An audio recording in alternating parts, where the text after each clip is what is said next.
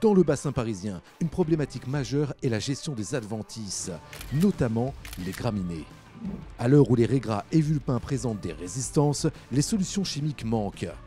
L'essai CAP évalue à l'échelle du système des méthodes alternatives de désherbage. Cet essai système a été mis en place en 2016 en concertation avec les partenaires locaux et des agriculteurs. Nous avons décidé de nous concentrer sur la gestion durable des raies gras, avec deux contraintes supplémentaires, la non-utilisation de glyphosate et la limitation des autres produits phytosanitaires.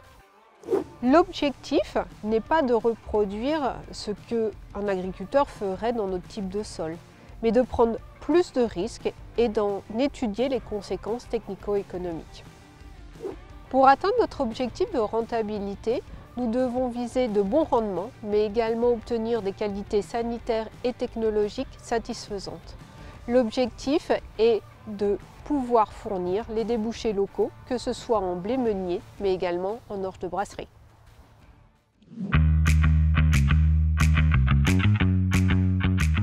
Pour cet essai CAP, nous avons mis les gros moyens avec 7 parcelles dédiées à ce dispositif pour une superficie totale de 47 hectares en sol limoneux argileux profond ou superficiel.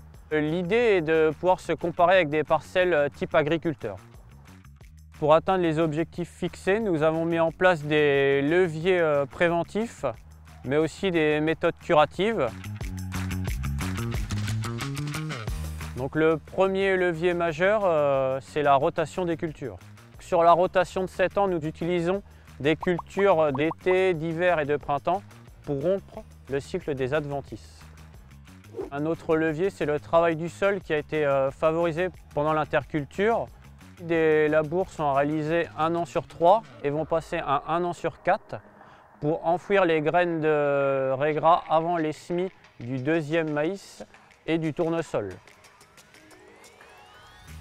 Des faux semis sont réalisés durant ces intercultures. Donc nous utilisons 3 outils différents, l'allrounder, le Senus et le Catros. On utilise en général 3 à 7 passages durant ces intercultures. D'autres leviers préventifs sont mis en place, comme une attention particulière à la gestion des semences, un léger décalage des dates de semis et la gestion des abords de parcelles. Donc en culture, nous utilisons le désherbage chimique et nous essayons d'avoir de plus en plus recours au désherbage localisé sur le rang pour le semis à grand écartement, donc notamment sur le maïs et le tournesol, ainsi que le désherbage ciblé des chardons. Nous avons également recours au binage pour les semis à grand écartement que sont le maïs et le tournesol. Nous étudions également l'intérêt des robots. À l'avenir, on peut imaginer utiliser ces techniques sur le dispositif.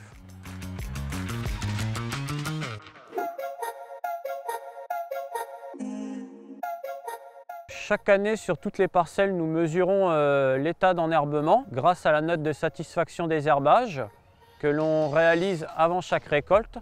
C'est une note qui va de 1 à 10, sachant que la note de 7 est la note d'acceptabilité pour l'agriculteur. Et bonne nouvelle, la gestion des adventices est positive. Une grande majorité de notes est autour de 7 et on observe que les zones problématiques régressent. Et côté production, les rendements sont globalement satisfaisants à l'échelle des 7 ans, tandis que les couverts peuvent être plus variables en fonction des conditions de l'été. Les qualités observées sont satisfaisantes et répondent aux débouchés locaux.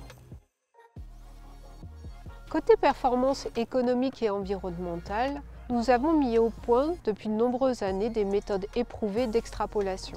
Ainsi, notre dispositif de 47 hectares est aujourd'hui extrapolé à l'échelle d'une exploitation de 300 hectares et 2 actifs. Si les objectifs techniques sont atteints, la performance économique, elle, est moyennement satisfaisante. Quand on regarde la consommation en fuel et le temps passé à l'hectare, ces deux critères sont plus élevés dans le dispositif du CAP par rapport à une référence. Nous avons également des dépendances importantes à l'eau et à certaines molécules qui pourraient elles aussi être amenées à disparaître. Et justement, pour diminuer la dépendance à l'eau et au recours à certaines substances actives, l'essai CAP du futur évolue. 2 parcelles supplémentaires ont été ajoutées au dispositif et la févrole et le colza ont été intégrés dans la rotation.